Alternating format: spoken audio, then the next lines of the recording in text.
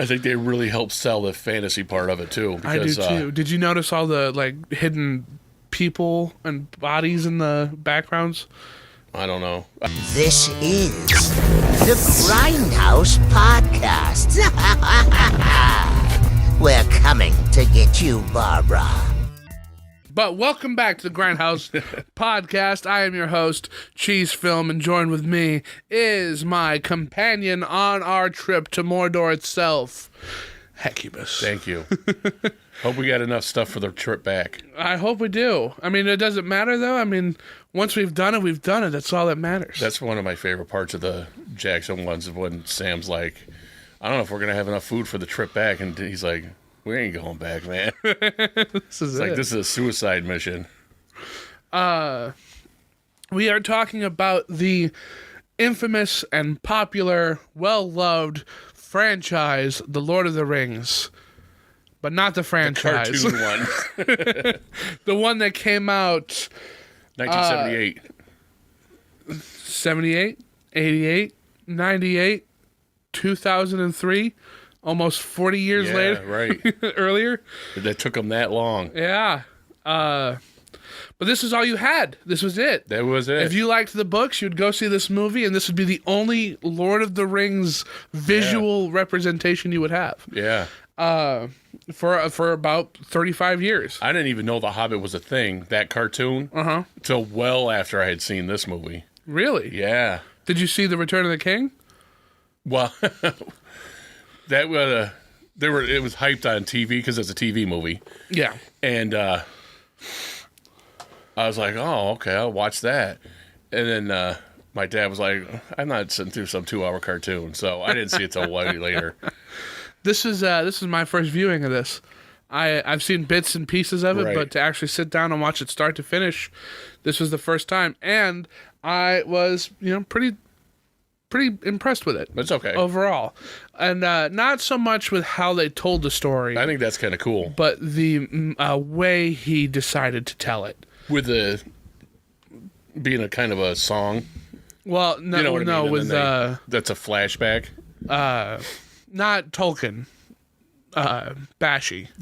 Oh, you're talking about Lord of the Rings now. Yeah. Definitely. I love that. It's cool. We'll get to that later. But I mean, it's infamous for being the rotoscoped animation. Yeah. And having very unique character designs. So we'll dive right into that. I was very disappointed that this did not have the commentary I thought it did. It just had like a trivia page. Oh, that And sucks. that wasn't what I wanted. Yeah. So I got to watch it, though, without any Right. commentary. So I did get everything. This movie was directed by Ralph Bakshi, written by Christopher Conkling and Peter S. Beagle. Yeah, and I guess Chris Conklin, he wrote a whole big thing, and then they had to Peter Beagle had to come in and redo a lot of Tone it stuff, down. unfortunately. But of course, At the promise of, and then you'll get to do more work later on, because you only got like $5,000 to do it, oh wow, and that work never came. ooh, that sucks. Yeah, it does suck.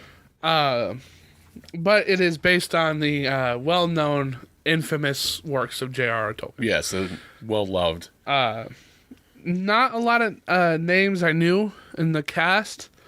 Except stood out. Yeah, Two stood out. One of them, both of them are Grindhouse alumni. yeah. But starring as Mr. Frodo was Christopher Guard. Yep. Never heard of him. Nope. Unfortunately. I think he didn't do a lot of stuff after this. Maybe TV stuff in England. Oh, okay. A lot of these people didn't have a career after this. Well, and I wonder if I don't think it's because of the negative reaction to this after finding out that it was only 2 parts. Not even all of 2 parts. No, they cut out a lot. Yeah. William Squire as Gandalf. Yep. And I think he did a really good job as I do Gandalf. too. I I like him better. You like him better than What's his name? John. Ian McKellen? Oh, or- no. Or No. Chinatown No, guy? you silly. Yeah, Chinatown guy. Man, that was one of a weird awakenings. Is when I was watching Yeah. Planet of the Apes, the last one. I'm like, I know his voice. who is John that? Huston, that's John Huston, and I was like, oh, that's Gandalf from The Hobbit. Oh, that's the bad guy from Chinatown. Great actor. I like him, and I Yeah, he's really like good. his voice. He makes good movies too. I have the Planet of the Apes Legacy Collection, and each one starts with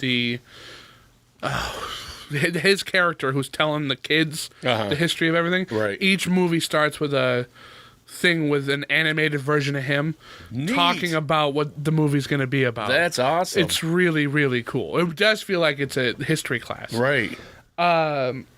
Michael Scholas as Samwise, and David Buck as Gimli. Yeah.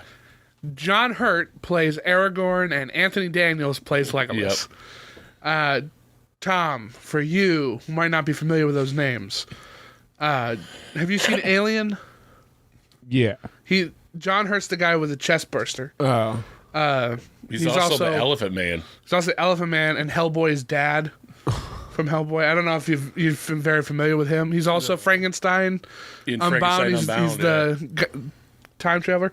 And Anthony Daniels is C-3PO. And that's really all you need to know. Yeah. Because that's the all best you thing need he's to ever know. done. The guy who did, I forgot who it was, who does Aragorn. John Hurt? John Hurt is Aragorn. Yeah, right. No, I'm thinking of something else. Go ahead. Okay. Talk amongst yourself. I forgot. So we have a pretty well-rounded cast, I think, for this picture. I think everybody does a good job. And I think for the most part, do a good job. Yeah. I've left out pretty big name characters, but I did that on purpose because they kind of get left out of this movie anyway. Yeah. So the actors who played Merry and Pippin, they're barely in this movie. I didn't even bring them It's up. Mary. Oh, man, I forgot who. He's a famous guy, too. The guy that voices him. I can't remember who it was. I didn't recognize the name. Boromir, he's kind of shoehorned into this too, Yeah. which is weird because he does have a pretty important role. Yeah. And huge development for another character farther down the line, which this just never addresses at all. So I find it kind of funny. Oh, right. I think I know It's who you're been talking cut about. out. Now, I couldn't help myself but watch this comparing it to Jackson stuff. Right. And kind of seeing what goes where. You know what And I read? He initially denied he ever saw this movie. There's stuff in this movie That is the exact same. Shot then for later shot. on, he did admit it that he had watched it. But yeah, shot for shot. can't man, lie about that. He's not going to know how to get these pictures. I should have got him. Anyway, did something. Because for whatever reason, my phone wouldn't.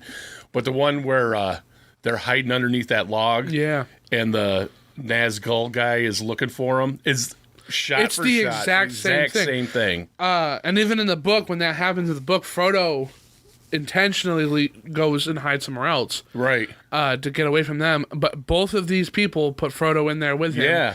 In the exact angle and the Everything. exact motions. And looking down, everything. Frodo was looking at the camera during that scene. Yeah, Frodo's going to start looking at the camera a lot in this movie. Yeah, like Some of that stuff, I don't know why he would, because they could change that when they draw it. You know what I mean? So I wrote this down. This felt like a stage play to me. Like you were watching somebody film this on a stage. Huh. Especially with which, by the way, this opener and Jackson's opener, Yeah. the book doesn't have that opener. No. This Bashy did it. Jackson liked it, and he did basically the same thing. Basically the same thing, and I love it. Yeah, it's great, and I Yeah. like how they do it in this, where it's all like behind a curtain and it's all Yes. silhouetted. I love that. I think crap. that's so cool. Yeah. But it just felt like I was in an audience, kind of watching players play, and not really watching a movie at certain points.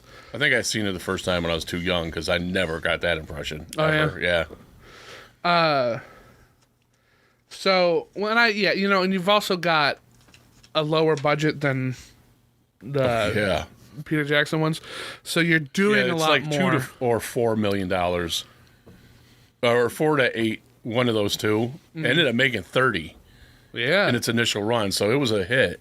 Even though it's maligned, but well-loved book. Everybody loved this book. yeah. And it was kind of funny because a lot of early D&D stuff takes a lot of inspiration from Tolkien. Yeah. And like this looks like could be a D&D movie. Definitely. Down to just how the buildings are drawn and how the characters act. It's very exactly what you pictured. Yeah. Even like I could have brought down some of my own books and like showed you pictures of like what this village looks like, and Right. it looks like Yeah. this. So it's kind of funny that D&D would get such a bad rap in the 80s being Well, 'cause satanic. nerds. Well, I guess one kid really did kill somebody on accident.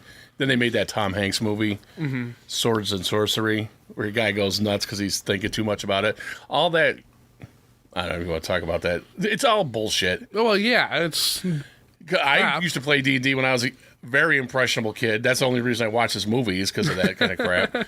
And I never even considered it's real. none You know of what it I mean? is. It's if you're a person like that. So same with rock and roll, same with horror comic books. Yeah. Going all the way back to first printed stuff. They used to say kids were going bad because they were reading. Yeah, they were reading too much. They No, weren't spending reading, enough time just- outside. Plain old reading in the 1600s and stuff. It's all bullshit. It's a scapegoat stuff. Well, yeah, it's just the next generation Yeah, worried whatever about it the is. future. Although TikTok people are probably. I'm just kidding. Listen, man. We are on TikTok, Yeah, I'm just kidding. but you see some crazy things on there. Yeah. Crazy. I thought the animation held up. I love this animation. I'm not gonna say it's perfect, but Well, it's in not. what it is. So the Smiling Friends show has a lot of rotoscoped animation in it. Yeah. And there's people online who use rotoscope animation to make little skits or whatnot. Right. I've seen one for I think it's a lot easier now. Mickey, Donald, and Goofy if they were in Vietnam. That's awesome. I think it's out of Full Metal Jacket or That's something, or maybe cool. Apocalypse Now, where they're like, "We got to tell the American people," and it's like, "That's treason, Goofy." And it's all rotoscoped, and it looks great, but it blobs a little too much. yeah. This movie, while there is some clipping and blobbing, the main characters keep their form the entire Yeah, time. right. To the point where, like, when it is the actors running through the Mines of Moria, Yeah. it's very much the actors running Right. through Mines of Moria. But Yeah, I overall, guess he wanted to film everything live action, like the sets and everything. Yeah. And then that got too expensive, so he kind of had to hurry up with the way he did it. But I love it. I think it's cool as hell. I do too, and it's unique, and it's Yes. not, and because it's a 2-hour movie. Yeah. It's long. And it's It's epic. it's all this. Like it's not, well, now here we've meet the Riders of Rohan and they're realistic. Right. It's all animated. Yeah. And the only other one to even touch this runtime at this point was Fantasia. Yeah. Nothing else animated was this long No. at all. And it was not practical when you've got how animation works. It's just not practical. Right. Takes a So, long time.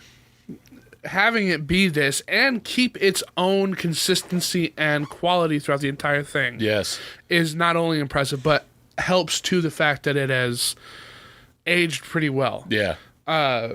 Just objectively speaking. Of course, you can nitpick here and there, but like the whole beginning at Bilbo's birthday party, like you can tell they're moving a little too fluid to be animated. Yeah. But like Gandalf's robes look really well.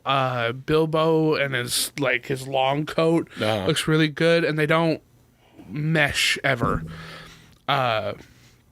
When Gandalf rides to Isengard is when I was like, okay, well, there's an animation error. His hat is gone, and now we're from the back and it's there. You know, so like there's little things Well, you that's a can nitpick continuity here and kind there. of thing. Yeah. But overall, And was he puts he like swirls his cape around, yeah.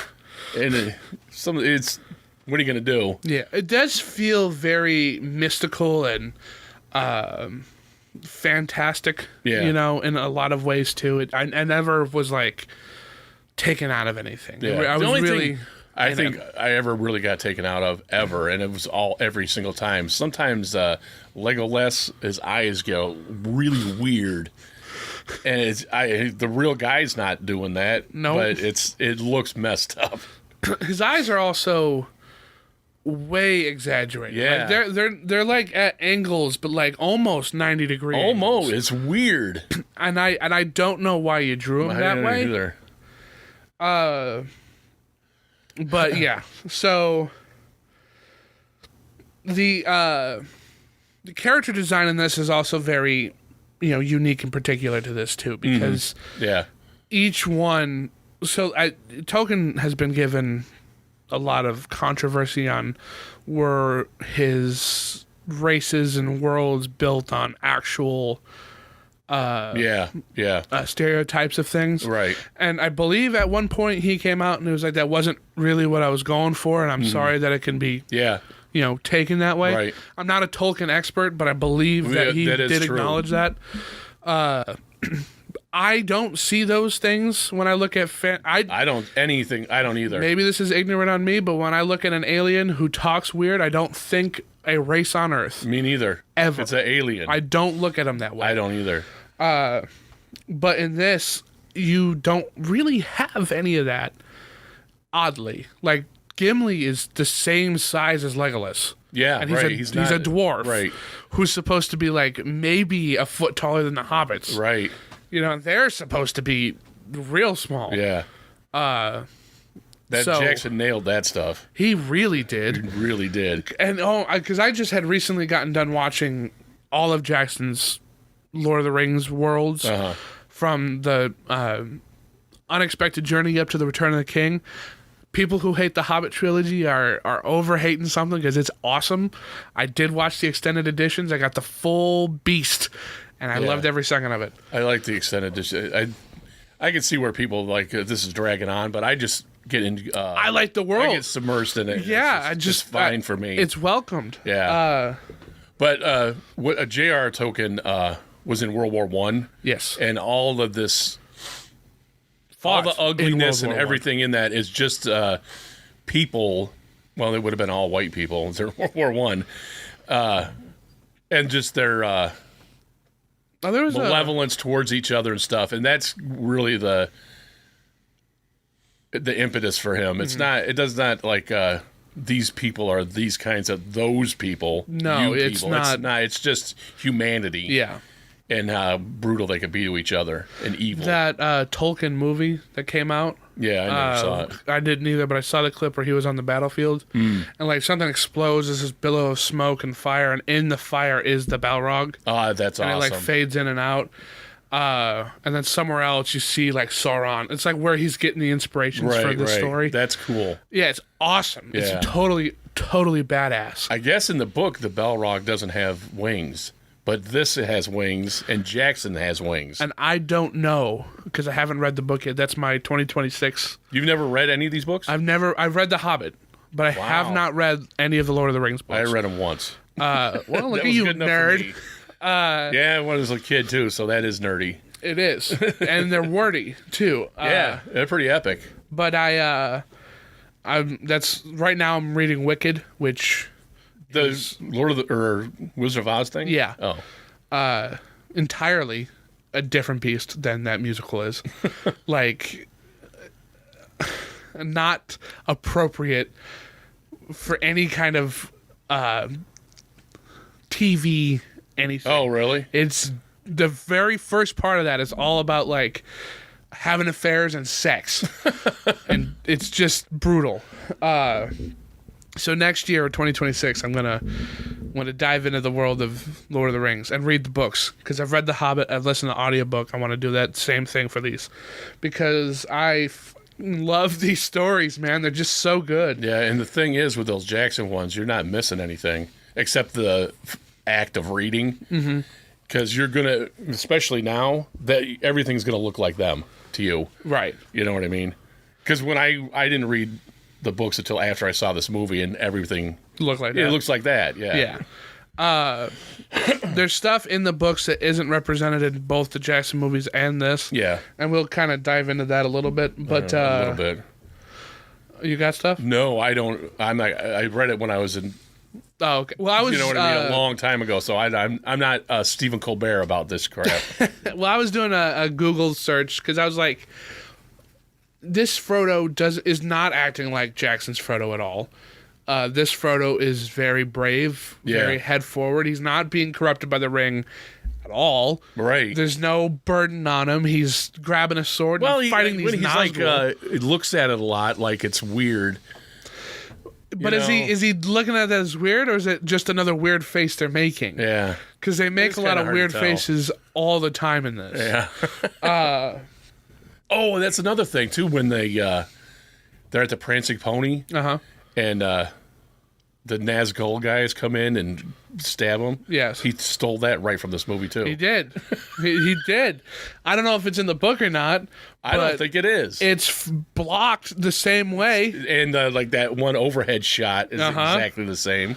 A critique I had on this movie, I don't understand why not a single person has a sharp sword in this. Everybody's swords make whacking sounds instead of cutting sounds, and they whack the people until they stop moving. They're not like cutting them. They're hitting them with baseball bats. It's weird. Yeah. Even when you look at the bed, like the Nazgul like beat the beds. Yeah, they do beat the like beds. they're not cut up or anything. They're When you just say that, though, I do remember one part where somebody slashes an orc and like it looks like blood, black shit's coming out. yeah. Well, there's a lot of the stuff with the orcs who are not really in this Not enough. at all. And man, I so wanted to get a I'll get comparison photos of them. for But like the post. I'll get photos in post. orcs in The Hobbit, there's Mm-hmm. orcs in The Hobbit, right? No, they're goblins. in The Okay, Hobbit. right. Well, those things, they look kind of like the orcs in The Return of the King. They're the same models. Yeah. Which looks okay, but these are friggin' nightmares, These man. are scary. They are terrifying. They are. They look. I like these better than Jackson's, and Jackson's are awesome. Well, so It's like Randy, this. will you pull up a picture of Bakshi's orcs in the Lord of the Rings? They're nightmare things, man. Not only are they nightmare things, because like the ones in Jackson's are like they're beasts. Yeah, and they have growl characters and and real, roar. like the Personalities? What are the ones with the white thing on them? The Urukai. Urukai, yeah, like that one guy who talks and stuff. You know, they're real characters. Yeah. These aren't so much characters. It's No, just, it's a force of nature. yeah, It's a so force of evil. an evil nature. So orcs exist in the world of Middle Earth. Yeah. They're just another race out there. Right. And the Urukai were grown, Yeah, and they got the white hand of Sauron on them. They're really cool. Man, it's so cool. These feel like they're like you'd stumble upon this in the wild, Yeah. like a pack of wolves, Right. and want to run away. Did you find a picture of them? And they look like gorillas with deep red eyes and We're talking about these ones? Yeah, Yeah, the with the red fangs. eyes are cool too. Yeah, and fangs. they all got like these aggressive canines Yeah. that I mean, like I'm a almost 30-year-old adult, and I'm like, oh, that's creepy. Like Yeah. the use of the dramatic red back with these like Yes. greenish, swampy, moldy looking. Moldy looking Creatures. Yeah, that's a good one, Tom. I mean, Randy Official. Yeah. And they're constantly pursuing Yeah. our group, our fellowship. It's scary. Yeah. The Nazgul are kind of that way too, Yeah, they are. where they've got these glowing red eyes and they're shifting all the time. Like they have a hood here, but the next time you see them, their necks are elongated and Yeah. they're taller, and because it's animated this way, you can play with physics better. Yes, you can. And I think in the underworld of Tolkien, that's a plus. Yeah, it definitely is a plus. Couple other things I really liked. I've just brought up the red. I love the color in this movie. Mm-hmm. I think it's very dramatic, very bold, very in your face. It Yeah. doesn't hide what it's trying to be. Especially I like when Gandalf is Gandalf the White. Yeah. He's bright as hell, man. He is. He's like all goodness. It's really people do crap on this movie all the time, and I think it's undeserved. I've always loved this movie. I think it's great, and just the looking at it is it's worth it. nice to look at. Yeah. Saruman the White. Saruman or Ahriman? Yeah, I said it a different way. Go ahead. That's another thing, because I say, what's that other one that kept flip-flopping on in Rivendell? They're like, we gotta go. It's Rohan and... Rohim? No, it's like Middle or something. Yeah, I know what you're talking about. They kept saying it a whole bunch of different ways.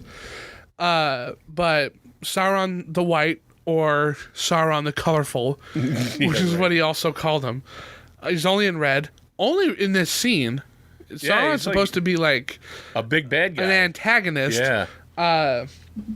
And I wrote something down that we'll get to a little bit later on. Shows up and he kind of fights Gandalf a little bit, but then it just kind of cuts away from that. Yeah. And then it just moves on. A lot of this movie's editing, I think, hurts it. Yeah.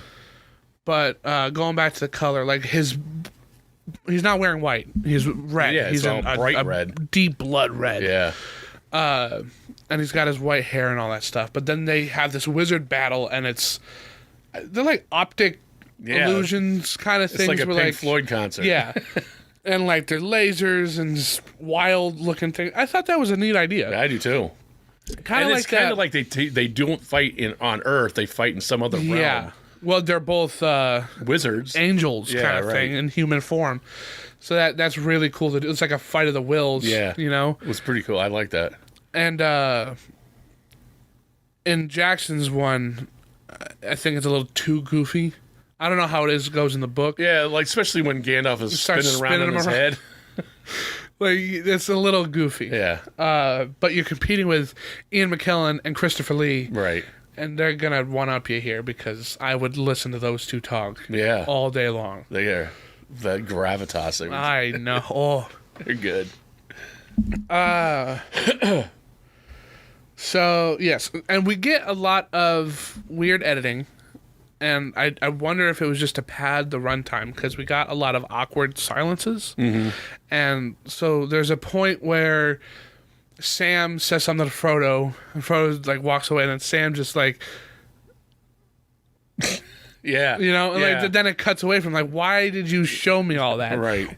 Somebody drew that. That's not a digital thing. Right. You're painting over film. Why did you do that? Because it goes nowhere. None of these weird, awkward poses or faces or anything like that go anywhere. Yeah. And it's not like the one where Gandalf is, you know, you two are going to go on this road. You're going to be Underhill, the blah, blah, blah. And then Yeah. he's about to leave and he scares Sam and then walks away. Like, that kind of adds something where Yeah. Gandalf's just kind of messing with these two. But other than that, like, there's just, like, why would you have that there? Yeah. A lot of awkwardness. Mr. Randy, did you say you watched this one? I did. What were you thinking about it? It was okay. I thought it was cool looking. Mainly, that would be my biggest Yeah. walk away. Otherwise, it's just the Lord of the Rings. Like, I get that it. I think the elf lady was kind of weird. The Yeah, her eyes elf got lady? messed up too. The one that Yeah. she's riding with. I can't remember her name. She's a big deal. Are you talking about Liv Arwen? Tyler. Yeah, Arwen? Yeah. Yeah, and then I thought the fountain was kind of cool. Like that whole sequence. Arwen, what? I didn't think Arwen was in this. Galadriel was. That's That's well, who yeah, I whatever. meant. Galadriel. And yeah, because she's the one that rides Frodo across the. No, that's not. That is Arwen. That's Liv Tyler. Galadriel comes in later on. Yeah, right. Galadriel's the big shot girl. Yeah, and she's like, if you give me the ring, I would. Yeah. Yeah. That part is awesome. In the Peter Jackson Yeah, one, I where love she like that. that's like negative. Yeah. It's creepy. You haven't seen them. You've got to watch these No. movies. They're good, man. They're just long. They are long. Keep watching. Listen, without like, because I will only watch the extended versions of these movies, only because I love these movies. Right. You know. And you notice when the stuff isn't in it. anymore. Yeah, it feels like you're missing something. It doesn't This- mean anything to you, but it's like watching the TV version of something. Yeah. I can Because see they what cut you're stuff saying. out for yeah. time. YouTube puts TV versions of movies on. I'm surprised YouTube puts movies on. I watched Me, Myself, and Irene, and it Really? it literally fades to where a commercial would be, and then it does the censorship where it's dubbed, but it's not good. Sometimes the TV version has extra stuff in it that wasn't in the original movie, but most of the time it's just they got to cut. Like nudity is all cut out. Did you Swearing. seen the Sylvester Crystal stuff going around on the internet? The what? So in other countries, I think it's some South American country, they intercut ads with the movies to make it look like it's not an ad. So like they played Star Wars, and the part where like Obi-Wan goes to get Anakin's lightsaber to give to Luke, he goes over there, he walks it over, and then it's like clearly somebody else's hands lifting up a cooler and pulling out this beer before it cuts back to him giving the lightsaber to it. Or like when the Emperor he forced, I think it's when he's unlocking the things, but he put his hand out to, and now it's the beer. It's like Sylvester Crystal. It's hilarious. That is hilarious. I'm surprised they don't do that here, kind of thing. But we have enough product placement in our own movies that you can just literally pause it for a commercial. What did you think about the backgrounds and the backdrops? Awesome. I thought they were really cool. I think they really helped sell the fantasy part of it too. Because, I do too. Did you notice all the like hidden people and bodies in the backgrounds? I don't know. I guess not. Because I really noticed it in Moria. Like, there's the mountain, and then you've got, like, the walls inside of it, and then you've got, like, little things. But some of those rocks are, like, a person screaming. Oh, or yeah. body parts. Yeah, that's cool as It's hell. really cool. Yeah. The only thing I'd say about these things is that they're not really unique enough for me to identify where they are without knowing where they are. So, like, the swamp and the forest look the same. Oh, yeah. You know okay, what I I know mean? what you're saying. Yeah. Yeah, because you already know.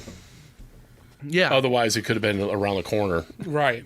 And that's really my biggest complaint with those is that, like, as cool as they are, they all kind of blend together too much to where I don't know. It doesn't seem like the land is that big. Spread out, yeah. Right, yeah. It's kind of like you're flipping the pages of a book, Yeah. which might be what he was going for. Could be. But that was kind of a pullback for me. I was really good with it. I liked a lot of it. I don't know why they chose to make the elves people, Yeah, they're they're just just regular people. people. especially Elrond. He's just a guy. Yeah. And it does get a little jarring when you've got like a wizard, a knight, a couple hobbits, a Viking, and then just like Jeff from the golf course up Right. there. It's a little odd. Kind of takes you a little bit out of it. In my opinion. But so the ring in this, so when we talked about the Hobbit originally, you said that they referred to it as Bilbo's silly little ring. Yeah. And it's all silly Bilbo, and they do that here too. Yeah. Like the ring isn't really anything. The ring isn't supposed to be anything until it is supposed to be something. So they cast it into the fire, and it doesn't have the markings like Jackson's does that we've come to know. But what I thought was cool is that they pick it out of the fire, Yeah. and it's still cold. Like Yeah. this isn't just any ring. Yeah, they just take it out of the fire, whereas he pulls it out of the fire with a thing. It drops in his hand. He's like, oh, it's still cold. And that I like that. I think that's a perfectly place like fantasy magic item Yeah. kind of thing to sell. Oh, this is not something we should be messing around with. I don't think, like in the Jackson one, Gandalf kind of has a mental breakdown. He does. You know, like he goes kind of wild with Yeah. it. But in this one, he's like, "Oh, I told you, I told you, it's bad ring, bad news. Don't put it on." And another thing in this, kind of at the beginning here too, the townsfolk in Hobbiton, I think, stick out more in this than they did in Jackson's. Yeah, they're like You know. more featured. Yeah, strangely, Yeah. because they're not people; they're just kind of characters. But in this and the other one, they are people. But I don't know. I can remember them in this one better. Same with the Prancing Pony. Like, Yeah. I like how they're just kind of people with shaded coloring over them, like they didn't animate over them. They Yeah. just stuck them in there. Yeah, it's weird, but it's so cool. It was.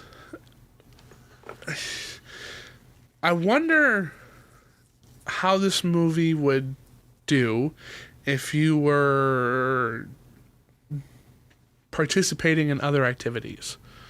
You know, like you had some sort of psychedelic stuff inside you Yeah, it'd probably be. and you're pretty watching cool. this. If you were at a movie theater. Yeah. Because, like, it's you brought up, like, a Pink Floyd show.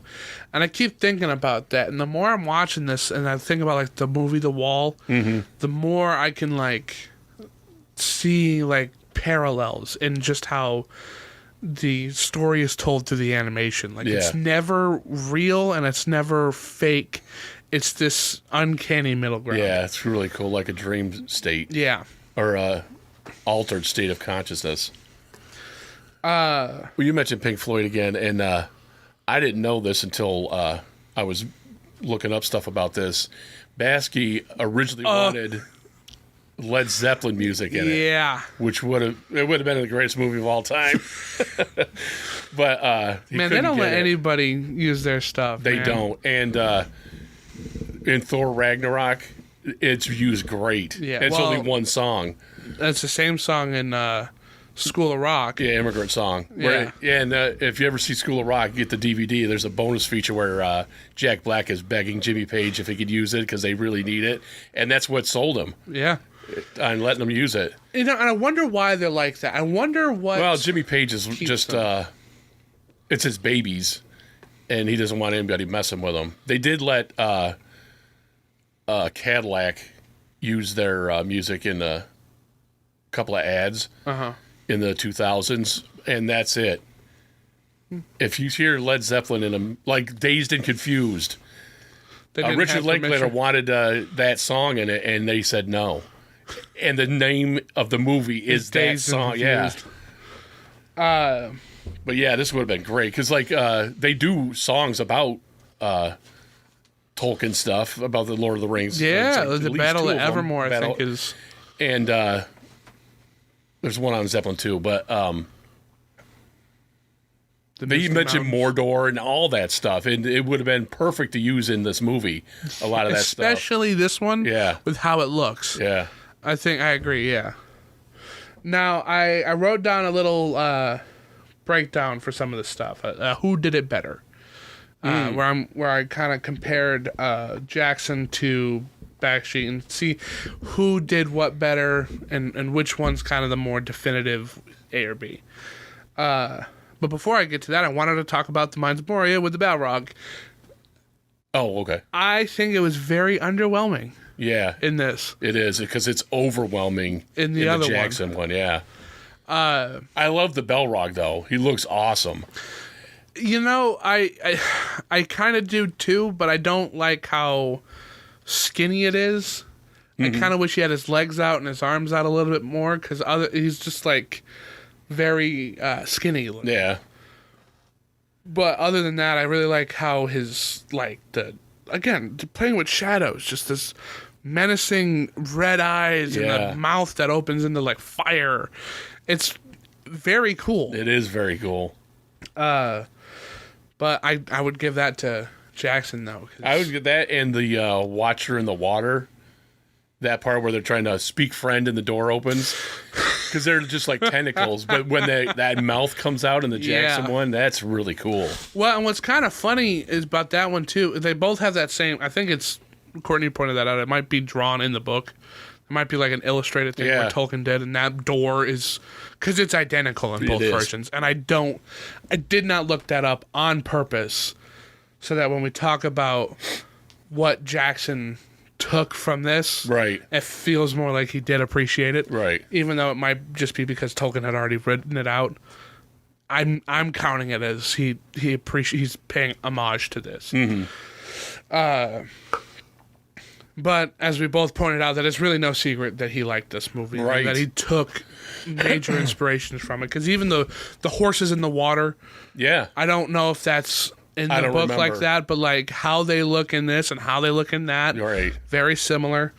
But so Frodo in the book, he's more brave, knowledgeable, and he is scared, but he's not afraid to fight. Right. The scene in that my fellow constituents on the internet point out is when the Nazgul come for him right before he gets stabbed.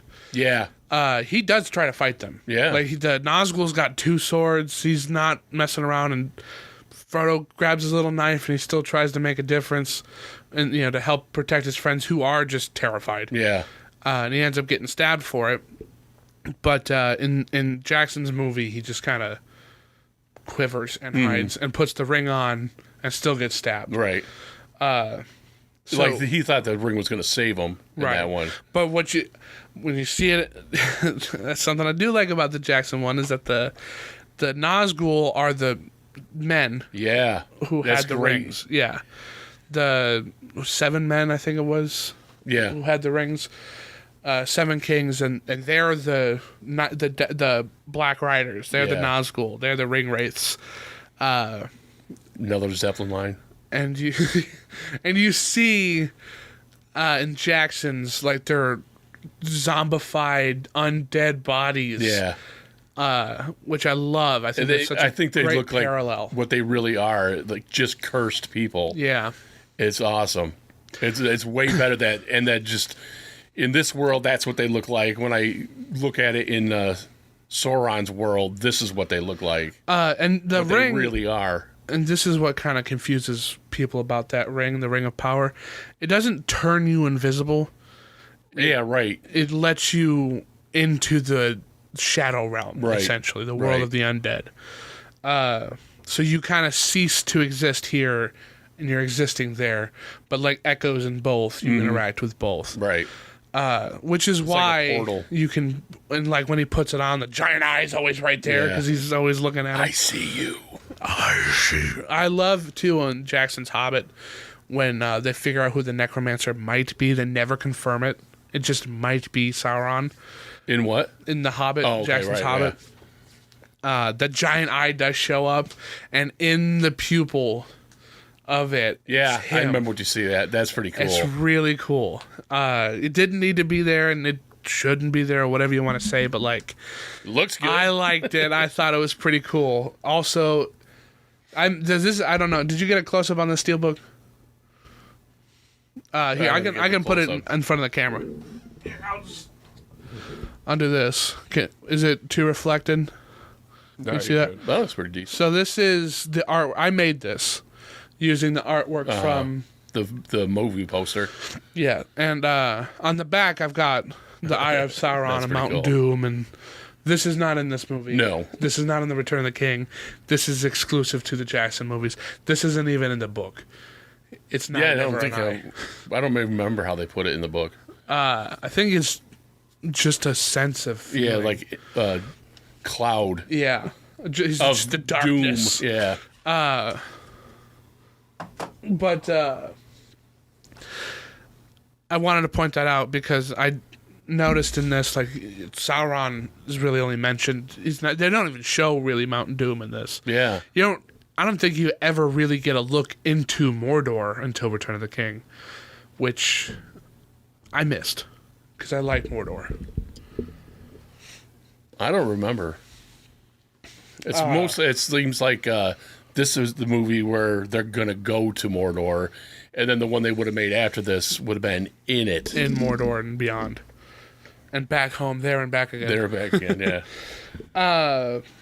So, I think Bakshi did Frodo better, just based on what I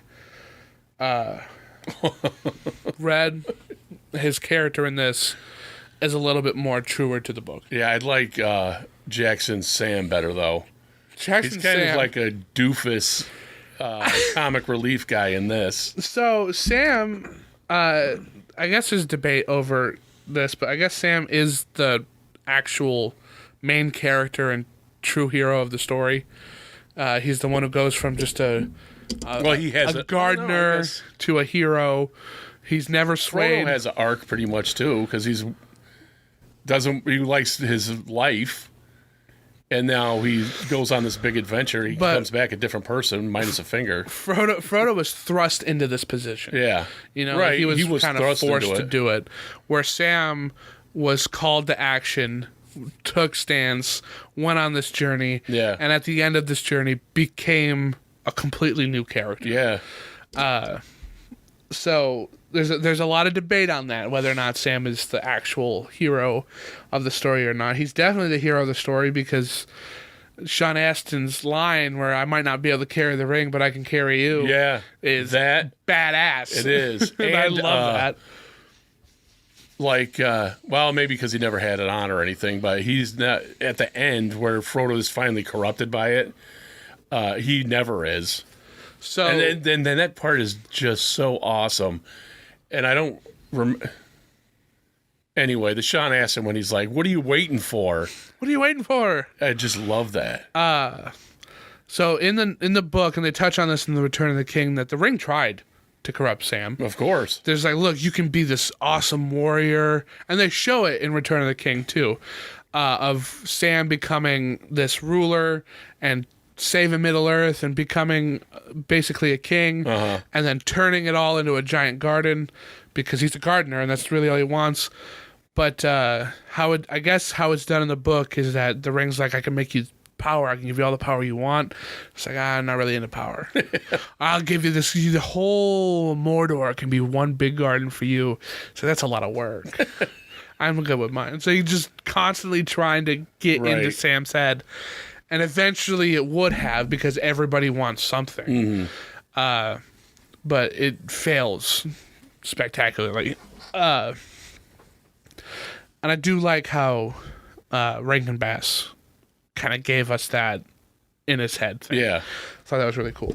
One thing, though, I love way more than... Like, the Rankin Bass Gollum looks like crap. I don't like it at all. And this one is cool as hell. This Gollum... see, I got that not too long ago. So I've got this, like, documentary thing where it's all about Gollum. And I really want to check it out. It's like basically the bonus features on Lord of the Rings, but all about the making of Gollum. And I really would like to watch that because I want to know why he looks like that in the Rankin Bass one. Right. This and this one, and then Andy Serkis is in that one, which looks a little bit more... I think it takes inspiration from this, too, yeah. Yeah. Because the Rankin Bass one, it's like a frog thing. And, like, the progression that Peter Jackson shows, too, of him being Andy Serkis, it looks like. And then... he just gets sicker looking and all just deformed looking as he's corrupted. Makes more sense that he looks like this one than the frog one. I don't know why they did that. I have no idea. Because he's a frog. It's very amphibian. It's not a hobbit. But Sam is described to be a hero of the story. He's also kind of more of a main character in the literary sense, like what we said. Gardener to hero. He's not he's not as weak-willed as Frodo is, so he's always got that pursuing, can-do attitude. He never gives up. Baxi kind of dropped the ball on that, I think. He almost feels like Sam is the comic relief character. Yeah, totally comic relief. And it pales in comparison to Jackson's. Sean Astin knocks it out of the park. Yeah, he does. He is the pinnacle of my best friend or ride or die. Like he really is, and he's really cool. And I might have the opportunity to meet him soon. That'd be cool. That would be cool. Elijah Wood's awesome, by the way. I've met him before. Good spirit. I definitely gave him a little bit of anxiety, but good spirit about it. I also think that Jackson gives his characters a lot more development than this one did. Well, hell yeah. He's got time to do it, too. But I was just thinking about it. Like, you are rushing through 2 movies in Yeah. or 2 whole books in this. Like you speed running these movies. Yeah. So you don't really get any kind of growth throughout any No, of it. it's Everybody's all just kind of action. the same. Yeah. But that's the big benefit to Jackson stuff is that like on the way, you know, like you get like what about Second Breakfast or 11 Yeah, right. But then by the end of it, they're just they don't care about who they were. They just care about who they are. Mm-hmm. Yeah. And it benefits it so much. Merry and Pippin, did you know they're in this movie? Because they could have been completely cut out. Yeah, totally. Unbelievably. They Yeah. have huge roles in both the Jackson stuff and the book. Well, of course, the book, but he doesn't waste them, and Jackson doesn't waste them at all. No. Because, like, the Ents aren't in any of this. You see Treebeard carrying them. Yeah. That's it. That's it. But, like, they don't have that big meeting of the Ents, right? No. No, it's just them carrying them. You only see Treebeard. Where and I've one of written them- this down later, but like the Ents don't take Isengard Right. Yeah, that's what I was getting to. at all in this. And it's I don't know if it's Merry or Pippin. Those guys are like interchangeable to me, even in the Jackson one. But the one who stands up is like, "Hey, enough of this crap. We got to go." And so yeah, they're just other little characters that could be there, and they don't have to be in it at all. Listen, they are so interchangeable and forgettable in this that the colorist Yeah. who colored them kept swapping their hair color because she didn't know who's who. And it sucks because I'm going to say Mary, and this could be wrong, but Mary stays with Aragorn Okay. and becomes one of Yeah. Right. Rohan's, the King of Theoden's knights, kind of is told to stay back. He doesn't, and he's the one who slashes the Witch King, which allows Arwen to kill him. Right. Pippin goes off with Gandalf, Yeah. and he is introduced to the Lord Theoden of Rohan, who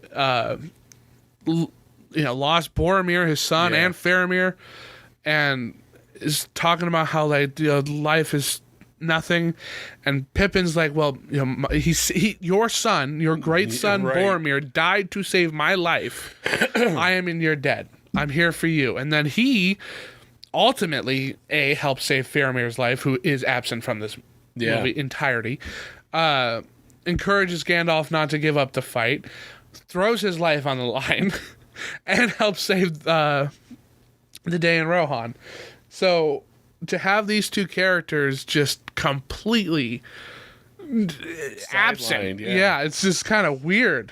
Obviously Jackson takes the point there. Legolas and Gimli, I also thought kind of get a little sidelined. They get a lot sidelined, and they're not even going to be in the next one. But apparently in and the Jackson book, does great with that. all that stuff that Jackson does is kind of unique to Jackson's. Apparently Yeah. in the book that they don't, they're more like this. They're just helping Aragorn out. Right. They don't really have much of personalities or anything Yeah. going on. They don't even really hate each other. They're just, okay. Yeah, and it's like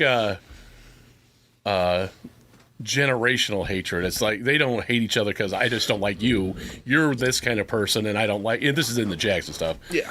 And There's an elf. yeah, right. And just the character development he does is great for them too. It's great. Love it. I love it so much. Like when at the end when he's like, I didn't know if I was gonna die with an elf. He's like, well, how about dying with a friend? Because Aye. they have that whole thing with their hatred of each other is they have a mutual respect, and it's just they're picking on each other. Well, and they And then he puts it in like, this might be the last time we do anything. So he wanted to say his true feelings, and they do that. It's really good. He knocks it out of the park. Jackson does. Jackson, if what I read was true, and in the book Legolas and Gimli are just kind of side characters for Aragorn, Yeah. Jackson improved those characters tenfold. Oh yeah. Because everything about their dynamic and relationship is perfect in every way. It is.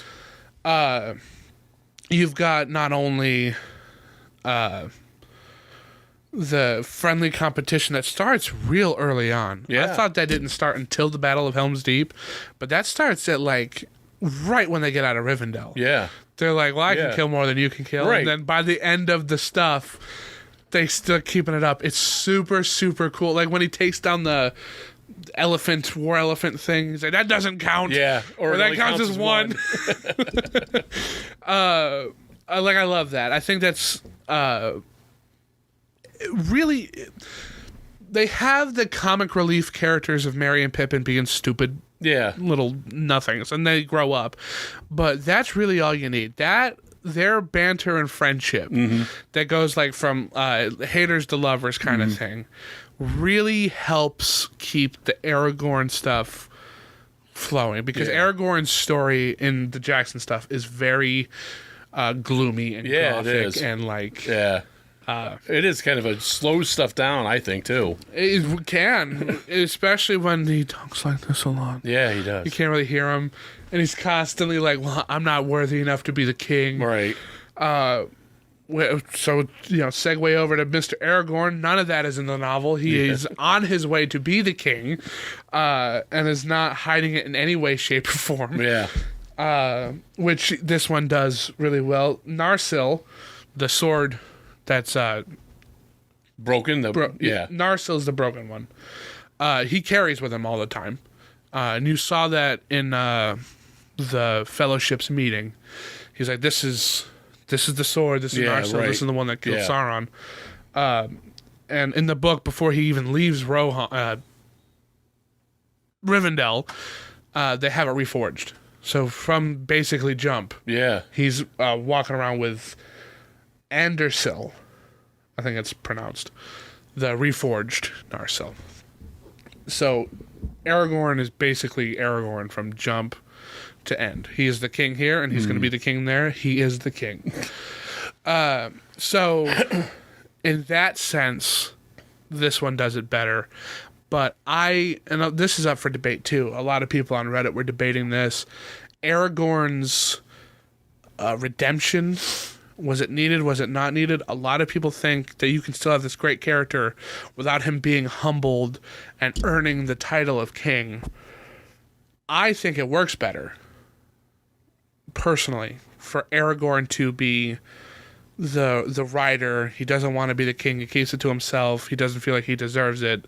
And Oh, I think as he the does, too. story progresses, Yeah. Like in the Jackson stuff you're talking about? Yeah. Yeah. he's dealt with his, this is who you are, Yeah. accept it. Yeah. And that all comes to a point with the undead army, which I think is a great moment. Yeah. It is. Is it needed? I think so. Yeah. Because without it, Aragorn's just your Paladin character. He's just Right. the knight, He's the guy who's, the wizard asked me to help. I'm going this way anyway. Let's do this. Right. I also think it's like a smart bomb. That's what I call it, that kind of stuff. Or Deus Ex Machina, whatever. A Deus Ex Machina. Deus. 'Cause, it's so well shown in the Jackson one, and it's just a big green glob kills every bad guy. Yeah. And that's it. Like hitting a smart bomb, everything on the screen disappears. And I Undead think Ex it's kind of Machina. a cheat, but it looks cool. And he gets to have that speech He does. where he convinces them to why they need to help him and who he is and why they need to help him. When they took up an oath. Yeah. Well, we'll get Fulfill to your that. oath, yeah. We'll get to that. So I guess on a technical level, he did Aragorn better, but I think in execution, Jackson did. Yeah, right. So that kind of takes us up to the end of the movie, where Frodo and Sam go off to Mordor. Yep. Merry and Pippin get kidnapped. Aragorn, Legolas, and Gimli are going after those two hobbits. Right. So they can go talk to the King of Rohan to help them out, because the army's coming. Yeah. And if we can cut them off at Helm's Deep, that's what we're going to do. That isn't the end of the movie. That's kind of halfway to the halfway act. Battle of Helm's Deep is one of my favorite things in cinema of all time. Huh. I don't think they did it very well here. I know it's when I saw the Jackson one, I was like, why is this even a big deal? That's how not a thing it is Yeah. in this. I do. That's the way it is to me, anyway. Well,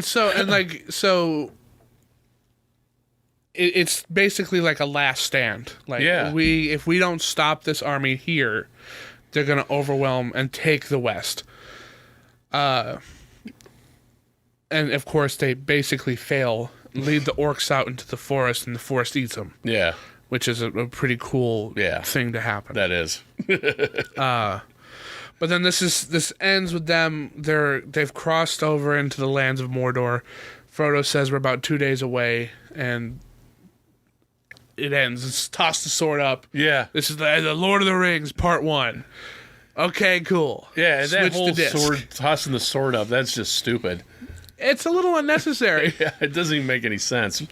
But it's a good way to end it, Yes. or to say that that's the end of this part. Of this part where